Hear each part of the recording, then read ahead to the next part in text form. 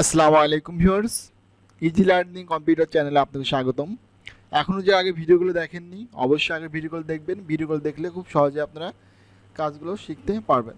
তো ভিউয়ার্স, আমরা শিখছিলাম Microsoft office এক্সেলের কাজ। তা আমি আজকে আবার নতুন আরেকটি বিষয় নিয়ে আপনাদের সামনে হাজির হয়েছি। তো আজকে আমি যে বিষয়টা দেখাবো সেটা হচ্ছে মোস্ট ইম্পর্টেন্ট একটি বিষয়। অর্থাৎ আমরা অনেকে এক্সেলের কাজ জানি, কিন্তু আমরা এই বিষয়গুলো কিন্তু জানি না। আর এই কাজগুলো যদি আপনি না জানেন, তাহলে কিন্তু আপনি এক্সেল সম্পর্কে কিছুই জানেন না বলতে পারেন। তো ভিউয়ার্স, আমরা বেশি না কথা বাড়িয়ে এখন আমরা সরাসরি চলে যাব আমাদের কাজে। তে আপনি কিভাবে একটি এক্সেল ওয়ার্কশিট নেবেন সেটা আমি প্রথমত দেখাই। আপনি কিন্তু চাইলে পরে এই স্টার্ট বাটন থেকে আপনি মাইক্রোসফট অফিস ফাংশন যে ওয়ার্ড এক্সেল অপশন থেকে আপনি মাইক্রোসফট অফিস এক্সেলটি নিতে পারবেন, অথবা আপনি এই যে মাউস রাইট বাটনে ক্লিক করবেন। রাইট বাটনে ক্লিক করার পর এখানে নিউ আসবে। নিউ আসার পরে আপনি দেখেন এখানে মাইক্রোসফট অফিস এক্সেল বা মাইক্রোসফট এক্সেল ওয়ার্কশিট লেখা থাকবে। জাস্ট আপনি এর উপরে একটা ক্লিক করে দেন। ক্লিক করে দিলে কিন্তু আপনার এখানে একটা শিট চলে আসবে। পরে আপনি এইটার উপর ডাবল ক্লিক করলে ওপেন হবে, পাশাপাশি আপনি এর মধ্যে কাজ করতে পারবেন। তো ভিউয়ার্স, আমি আগে থেকে একটি এক্সেল ওয়ার্কশিট ওপেন করে রেখেছি যাতে ভিডিওটি বেশি বড় না হয়ে যায়। এই জন্য আমি জাস্ট আমার ওপেন কিন্তু এক্সেল ওয়ার্কশিটে ক্লিক করব। ক্লিক করার পর ভিউয়ার্স দেখতে পাচ্ছেন যে আমার এখানে কিন্তু ওয়ার্কশিট ওপেন হয়ে গেছে। তা আমি গত ক্লাসে ব্যাংক লোন শিটের কাজটি দেখাচ্ছি, যারা এখন দেখেন অবশ্যই দেখে নেবেন। আর ভিডিও শুরুর আগে আমার একটি রিকোয়েস্ট, যদি ভিডিওটা আপনাদের ভালো লেগে থাকে অবশ্যই একটি লাইক করবেন এবং চ্যানেলটি সাবস্ক্রাইব করে রাখবেন, যাতে নতুন নতুন ভিডিও আপলোড দিলে খুব সহজেই নোটিফিকেশন পেতে পারেন। তো ভিউয়ার্স, আজকে আমি যেটি দেখাবো সেটা হচ্ছে আপনাদের সাম ইফ ফাংশনের কাজ, যেটা মোস্ট ইম্পর্টেন্ট ফর এভরিবডি বা এভরিওয়ান যেটি বলতে পারেন, যে প্রত্যেকটি ব্যক্তির জন্য যারা এক্সেলে কাজ করবে তাদের প্রত্যেকের জন্য এই এক্সেলের সাম ইফ ফাংশনটা প্রয়োজন। তো বেশি কথা না বাড়িয়ে এখন আমরা শুরু করবো আমাদের সাম ইফ ফাংশনের কাজ। তো এই জন্য আমরা জাস্ট এখানে একটা সমান চিহ্ন দেবো। সমান চিহ্ন দেওয়ার পরে আমরা সাম ইফ লিখবো, SUMIF। আচ্ছা, সাম ইফ মানে কি? সাম মানে যোগ করা, আর ইফ মানে যদি। যদি আমি যোগ করি তাহলে আসবে, যোগ না করলে এটা আসবে না। অর্থাৎ এখানে একটা শর্ত সাপেক্ষে যোগ করতেছি আমরা। তো এই জন্য দেখেন আমার এখানে একটা ব্যাংক লোন শিট দেওয়া আছে। তা আমি চাচ্ছি যে রাজু নামে যে ব্যক্তিগুলো ব্যাংক থেকে ঋণ নিয়েছে, অর্থাৎ রাজু নামে ব্যক্তিগুলো ব্যাংক থেকে মোট কত টাকা ঋণ নিয়েছে আমি চাচ্ছি আমি সেটা বের করবো। বুঝা গেছে? আমি চাচ্ছি যে রাজু নামে যে ব্যক্তিগুলা ব্যাংক থেকে ঋণ নিয়েছে তাদেরকে মোট কত টাকা ঋণ দেওয়া হচ্ছে, অর্থাৎ রাজু নামের ব্যক্তিকে মোট কত টাকা ঋণ দেওয়া হচ্ছে আমরা এখন সেটা দেখব সামিফ ফাংশনের মাধ্যমে। তো এই জন্য আমরা যেটা করব সেটা হচ্ছে আমরা সামিফ লিখবো। সামিফ লেখার পরে আমরা এখান থেকে একটা ব্র্যাকেট দিব। ফার্স্ট ব্র্যাকেট দেওয়ার পরে দেখেন এখানে যাচ্ছে আমাদের রেঞ্জ, ক্রাইটেরিয়া আছে সাম রেঞ্জ। এখন রেঞ্জটা কি? রেঞ্জ হচ্ছে আমি কোন ঘরের বিষয় নিয়ে কাজ করতে যাচ্ছি। অর্থাৎ যদি আমি নামের ঘরে কাজ করতে যাই সেক্ষেত্রে আমাকে অবশ্যই নামের ঘরটা সিলেক্ট করতে হবে, যেহেতু আমি কোনো একটি ব্যক্তির তথ্য বের করতে যাচ্ছি যে ওই ব্যক্তি কত টাকা ঋণ নিয়েছে মোট ব্যাংক থেকে। বুঝা গেছে? এই জন্য আমরা যেটা করব, আমাদের রেঞ্জে থাকবে এই নামের ঘর, অর্থাৎ এই টোটাল নামগুলো আমরা সিলেক্ট করে দেবো।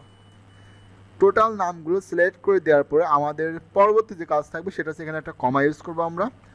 কমাটা দেওয়ার পরে আমাদের এখানে আছে ক্রাইটেরিয়া, অর্থাৎ ক্রাইটেরিয়ার কাজ কি? এটার কাজ হচ্ছে আপনি এখান থেকে, অর্থাৎ যে নামগুলো আছে এই নামগুলোর মধ্যে থেকে আপনি কোন ব্যক্তির তথ্যটা বের করতে যাচ্ছেন, অর্থাৎ কোন ব্যক্তি সম্পর্কে আপনি জানতে যাচ্ছেন।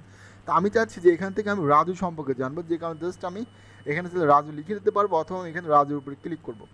রাজুর উপরে ক্লিক করলে দেখতে পাচ্ছেন যে আমাদের এটা কিন্তু সিলেক্ট হয়ে গেছে। আমরা পাশাপাশি একটা কমা ইউজ করব। কমাটা দেওয়ার পরে আমাদের এখানে আছে সাম রেঞ্জ, অর্থাৎ আমরা কোন বিষয়ের কাজগুলো করতে যাচ্ছি। বুঝা গেছে? অর্থাৎ আমরা কি অ্যামাউন্টটা দেখতে যাচ্ছি, না আমরা মান্থলি পে দেখতে যাচ্ছি, না আমরা টোটাল পে দেখতে যাচ্ছি, না আমরা হচ্ছে ব্যাংক প্রফিট দেখতে যাচ্ছি। তা আমরা যেটা দেখতে যাচ্ছি আমরা সেই বিষয়টি নিয়ে কাজ করব। তা আমি চাচ্ছি যে আমি এই অ্যামাউন্ট, অর্থাৎ এই রাজুকে মোট কত টাকা ব্যাংক লোন দেওয়া হয়েছে আমি সেটা দেখব। এই জন্য আমি যেটা করব, এই যে অ্যামাউন্টের ঘরটা টোটাল এটা আমি সিলেক্ট করে দেবো। টোটালটি সিলেক্ট করে দেওয়ার পর আমি জাস্ট এখান থেকে একটা ব্র্যাকেট দিব। ব্র্যাকেট দেওয়ার পরে কিবোর্ড থেকে আমি ইন্টারপ্রেস করলেই কিন্তু আমার টোটাল টাকাটা কিন্তু বেরোয় আসছে। অর্থাৎ দেখেন এই যে রাজু নামের যে ব্যক্তিটা আছে, রাজু নামের ব্যক্তিকে টোটাল 3,50,000 টাকা ঋণ দেওয়া হয়েছে। তা আমি একটু দেখি, ক্যালকুলেট করে দেখি যে আসলে কি সত্য।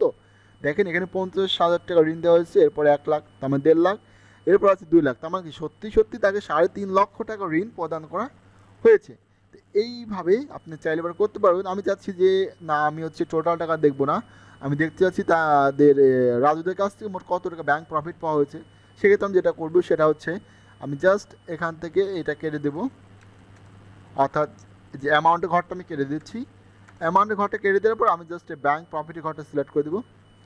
সিলেক্ট করে দেওয়ার পর আমি কিবোর্ড থেকে ইন্টারফেস করবো, বেরিয়ে আসছে। অর্থাৎ এই রাজু নামের ব্যক্তির কাছ থেকে ব্যাংক মোট 85,715 টাকা প্রফিট নিয়েছে।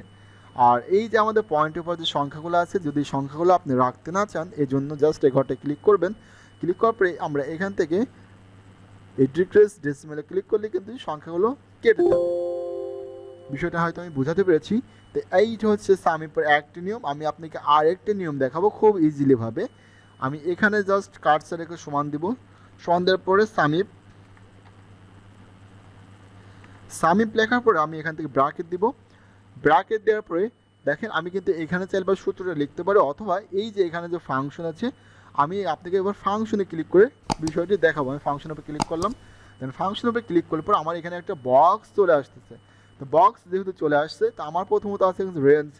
রেঞ্জ আমি এখনও যাচ্ছি যে আমি এই ব্যক্তিগুলোর বিষয়টা নিয়ে দেখবো। সেক্ষেত্রে আমি ব্যক্তিগুলোটা সিলেক্ট করব,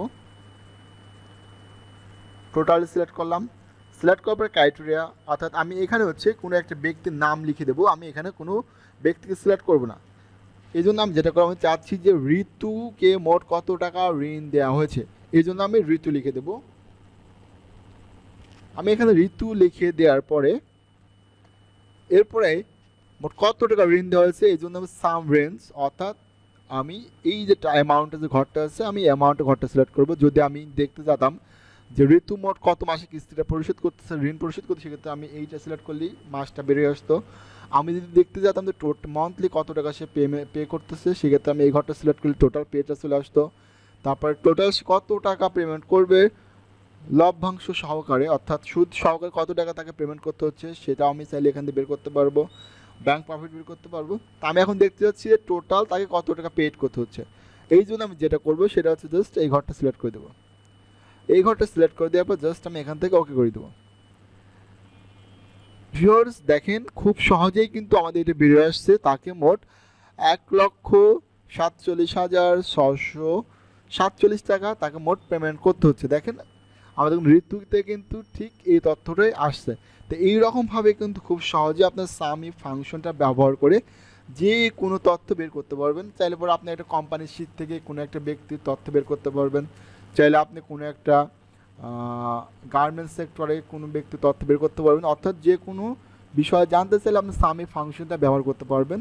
তা আমি আগামী দিনে ইনশাল্লাহ আপনাদের সাম ইফস ফাংশনটা নিয়ে একটি ক্লাস দেবো। অর্থাৎ সাম হচ্ছে আপনাদের সিঙ্গুলার কিছু বোঝাচ্ছে, আর সাম ইফস মানে প্লুরাল, অর্থাৎ এখানে 2-3টা শর্ত নিয়ে আমরা কাজ করবো। এখানে তো আমরা জাস্ট একটা শর্ত নিয়ে কাজ করছি। আগামী ভিডিওতে আমরা দেখাবো কীভাবে আপনি সাম ইফস ফাংশনটি ব্যবহার করবেন। তো যদি ভিডিওটি আপনাদের ভালো লেগে থাকে অবশ্যই একটি লাইক করবেন এবং চ্যানেলটি সাবস্ক্রাইব করে রাখবেন, যাতে নতুন নতুন ভিডিও আপলোড দিলে খুব সহজে আপনারা ক্লাসগুলো দেখে কাজগুলো শিখতে পারেন। তো ভিউয়ার্স আজ এ পর্যন্তই। সবাই ভালো থাকবেন, সুস্থ থাকবেন।